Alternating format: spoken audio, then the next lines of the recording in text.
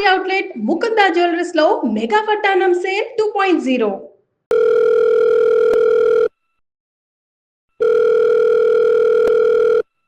Hello రాజు గారండి. అవునండి, ఎవరు? నేను జయానండి, అందమైన జీవితం ప్రోగ్రామ్ నుంచి కాల్ చేస్తున్నాను. చెప్పండి. నాకెందుకు కాల్ చేశారు? ఏం లేదు రాజు గారు, శిరీష గారు మీ వైఫ్ మాకు ఒక మెయిల్ పెట్టారు. అవును, మా వైఫ్ అండి. Yes yes. ఒక్కసారండి, నాతో పాటు డాక్టర్ కళ్యాణ్ చక్రవర్తి గారు కూడా ఉన్నారు. ఓకే. జస్ట్ ఒక విషయం మీతో మాట్లాడదాం అన్నట్లుగా కాల్ చేశాను. జస్ట్ మినిట్ అండి. ఏం మాట్లాడాలండి? రాజుగారు నమస్తే అండి. రాజుగారు నమస్తే. డాక్టర్ కళ్యాణ్ చక్రవర్తి అండి. మీరు వర్క్లో ఉన్నారా? పర్లేదు, చెప్పండి. ఏం లేదు. చాలా దుఃఖంలో ఉంది అమ్మాయి, మీ వైఫ్. అంటే 6 years బట్టి 5 years బట్టి అనుకుంటాను సుమారుగా. ఏదో ఒక సంఘటన తర్వాత భార్యాభర్తలుగా మీరిద్దరు ఒకే ఇంట్లో ఉన్నా కూడా మీ ఇద్దరి మధ్యన ఎటువంటి సంబంధం లేదు, ఒక ఆలోచన లేదు, ఆఖరికి ఒక కంటి చూపు కూడా లేదు అనేటటువంటి ఒక చెరసాల, ఒక జైల్లో ఉంటున్నానండి అనే అమ్మాయి అంది. మీరు మాట్లాడి ఇప్పుడు ఏం చేస్తారండి?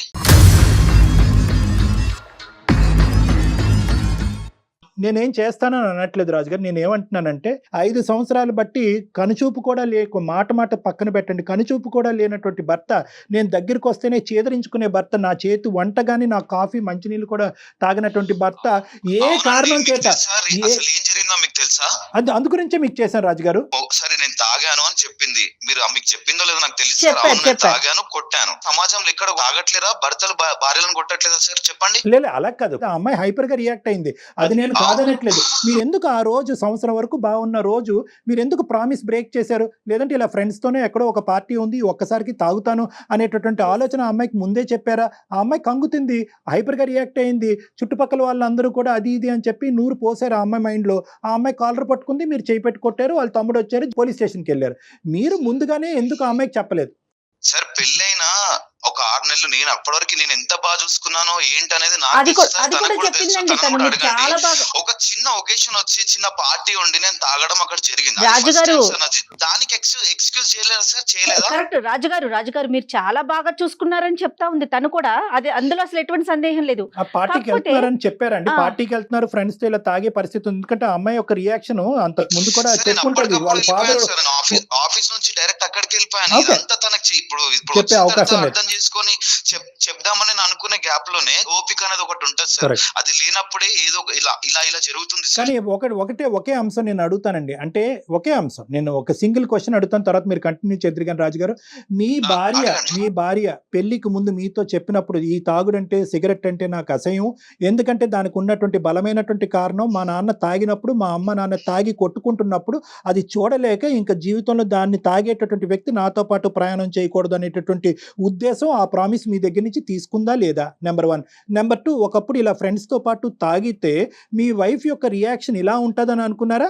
లేదంటే ఈ ఒక్కసారికి ఓకే అన్నట్టు వదిలేస్తుంది అనుకున్నారా? మీరు ఏ ఎక్స్పెక్టేషన్తో తాగారు, ఏ ఎక్స్పెక్టేషన్తో ఇంటికి వచ్చారు? సార్, ఇప్పుడు మీరు తాగడం దాన్ని ఇప్పుడు హైలైట్ చేస్తున్నారా? లేదు, హైలైట్ చేయట్లేదు, ప్రామిస్ని హైలైట్ చేస్తున్నాను. బిఫోర్ మ్యారేజ్ మీరు మాట్లాడుకున్న విషయాన్ని హైలైట్ చేస్తున్నారండి, అంతే. సార్, ఇప్పుడు ఏదైతే నేను తాగిన మాట, అవన్నీ కొట్టిన మాట, ఇది నిజమే. ఒక చిన్న రిలాక్సేషన్ కోసం అని చెప్పి నేను తాగడం జరిగింది సార్. కేవలం నా భార్య వల్లే సార్. నేను ఇప్పటికీ తాగుతాను సార్, నేను తాగుతాను.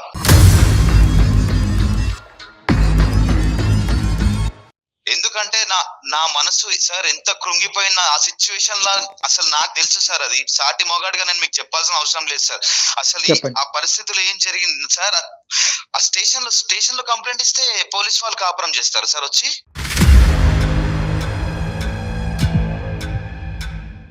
స్టేషన్ లో కంప్లైంట్ ఇచ్చింది, వాళ్ళ మధ్యలో నన్ను నిల్చోబెట్టింది.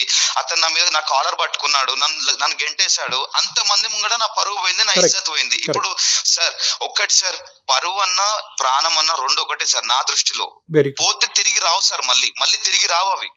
ఆ టైంలో ఎంత సఫర్ అయ్యానో, ఎంత బాధపడ్డానో నాకు తెలుసు సార్, నాకు తెలుసు. కరెక్టే, కానీ అదే మనసులో ఉంచుకొని నేను ఇలాగే ఉంటాను అంటే అది వైఫ్ అండ్ హస్బెండ్ రిలేషన్ కదండి, ఫ్రెండ్స్ కాదు కదా. For example first of all ఏంటంటే అతను ఎందుకు ఇలా చేశాడు, ఎందుకు ఇలా ప్రవర్తించాడు అనేది, ఆ అమ్మాయి ఎలాగైతే కనుక ఎందుకు నా భర్త ఇలా ప్రవర్తిస్తున్నాడు అనే సమాధానం గురించి వెయిట్ చేస్తుందో, ఇతను కూడా ఏంటంటే ఇతని ప్రవర్తనకి ఒక సమాధానం చెప్పాలి అనే విధంగా ఇంతకాలం వెయిట్ చేస్తున్నాడు. సో ఏంటంటే ఫస్ట్ సెక్షన్ ఏంటంటే కనుక ఎందుకు ఇతను రాక్షసుడా, ఇతను ఏమైనా శాడిస్టా, ఆ. అందరినీ ఇలా అడుగు చంపే దొబ్బే వ్యక్తి అయితే కాదు కదా. కాదు. సో ఫస్ట్ ఆఫ్ ఆల్ ఏంటంటే ఎందుకు నేను నా మనసు, అతను ఒక చాలా మంచి మాట అన్నాడు, నా యొక్క సెల్ఫ్ రెస్పెక్ట్ అయినా నా ప్రాణం అయినా ఒకటే, సెల్ఫ్ రెస్పెక్ట్ పోయిన రోజు నా ప్రాణం కూడా పోయినట్టే అని చెప్పి. ఓకే.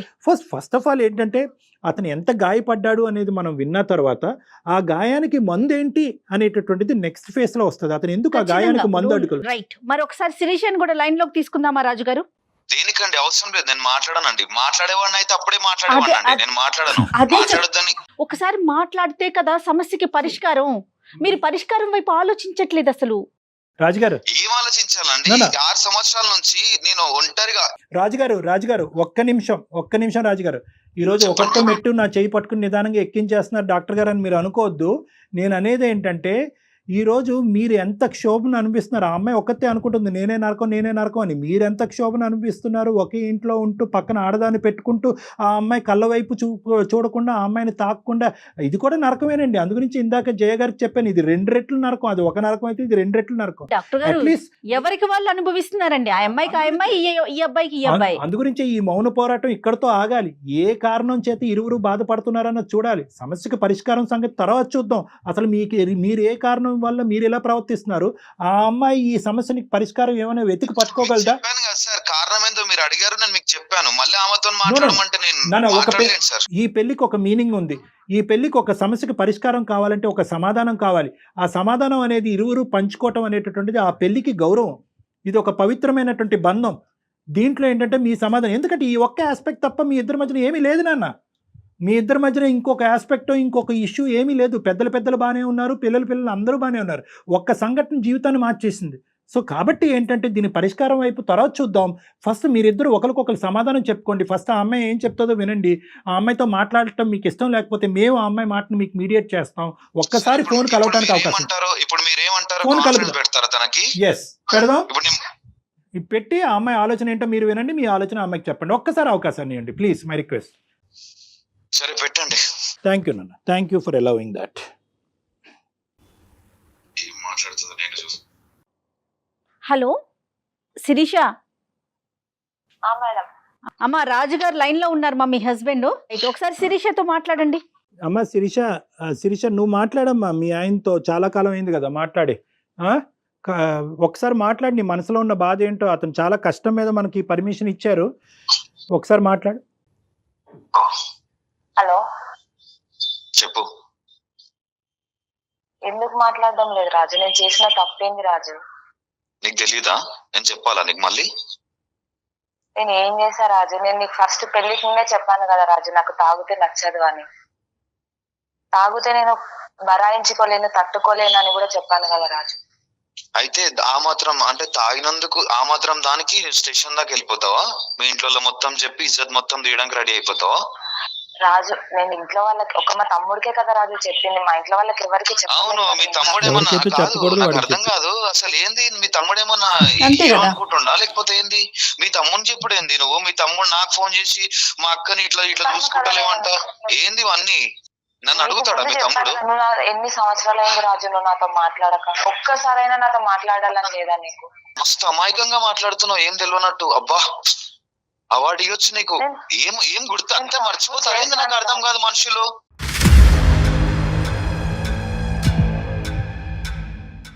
ఏం చేసినా గుర్తులేదా? ఏం చేసినా అని అడుగుతున్నావు మళ్ళీ.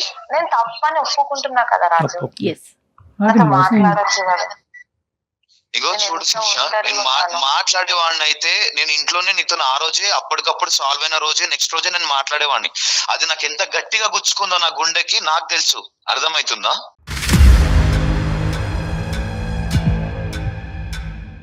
సారీ చెప్తున్నాను కదా రాజు, ఆ రోజు తప్పు చేశాను. నేను ఆ రోజు అలా రియాక్ట్ అయ్యాను. నేను చెప్పకుండా చేస్తే తప్పు కదా. ఏంటి తప్పు? ప్రతి ఒక్కరు చేస్తారు. నేను చేసినప్పుడు నువ్వు క్షమించావా?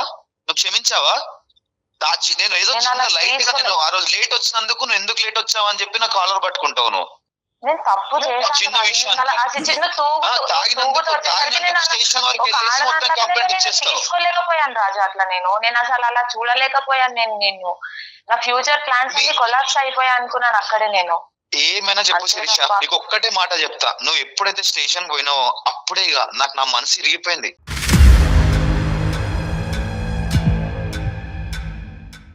అసలు ఎటువంటి ప్రేమ గాని చూపిద్దామన్నా రావట్లేదు. అసలు ఏం చేయాలో అర్థమైతలేదు. రాజు, నువ్వు ఏమైనా ఇగో తప్పు నాదే రాజు, సారీ.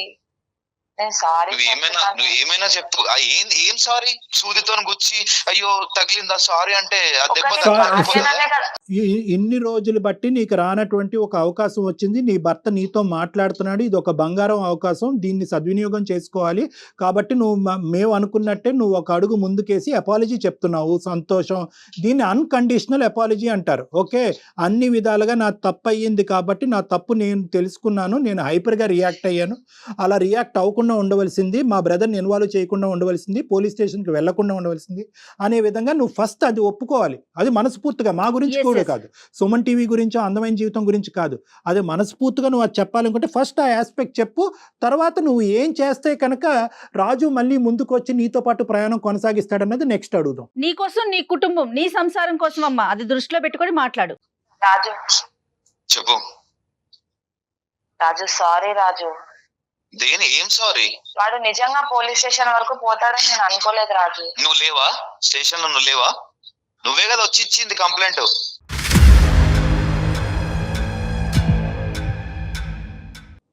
అన్ని తనే రాజు. ఒక్క నిమిషం శిరీష, ఒక్క నిమిషం. ఆ అమ్మాయి కావాలని చేసిందా, తెలివి తక్కువతనంతో ఇమ్మెచ్యూరిటీగా చేసిందా అనేది ఒక్కసారి ఆలోచించుకో. నేనైతే మాత్రం 210% తెలియక చేసింది, అనాలోచితంగా చేసింది, చుట్టుపక్కల వాళ్ళు ప్రేరేపించడం వల్ల చేసింది. కాబట్టి ఆ సబ్జెక్ట్ని ఇక్కడితో వదిలేద్దాం. ఆ అమ్మాయి అన్కండిషనల్ అపాలజీ 100 సార్లు చెప్పింది. ఈ అపాలజీని నువ్వు యాక్సెప్ట్ చేసి ఈ జీవితాన్ని ముందుకు కొనసాగటానికి నీ యొక్క కండిషన్స్ ఏంటో చెప్పు. Will conclude on this. ఎక్కడైతే నా ఇజ్జత్ స్టేషన్ లో తీసిందో అక్కడే వాళ్ళ తమ్ముడు ఆమె ఇద్దరు వచ్చి నా కాళ్ళు పట్టుకునే దాకా అందరి ముందు, ఎక్కడైతే నా ఇజ్జత్ పోయిందో, పరువు పోయిందో, అక్కడే అందరి ముందు వచ్చి నా కాళ్ళు పట్టుకుని నాకు క్షమాపణ అడిగితే నేను క్షమిస్తాను మేడం. సార్ నేను చెప్తాను సార్, మా తమ్ముడిని పిలిపించి ఎలా చెప్పించమంటారు సార్? సారీ.